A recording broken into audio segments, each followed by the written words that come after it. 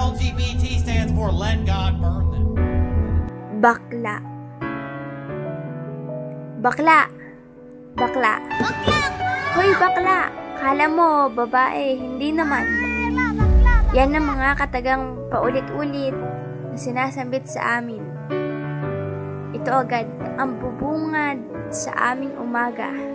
Isang kasariang hindi matanggap ng lipunan. Puro diskriminasyon ang kanilang natatanggap ngayong panahon. Hindi mabigyan ng pantay na karapatan. Bakit ganyan? Nasaan na ang pantay na karapatan? Nais ko lang naman matanggap ng lipunan, subalit baklaman akong ituring pero marami naman akong napapasaya. Nakilala niyo ako bilang palatawa, subalit sa aking kaloob-looban ay may sakit na nadarama. Nais ko lang naman ako'y tanggapin ng lipunan. Sana hindi niyo na kami husgahan sapagkat ito ang aming kagustuhan.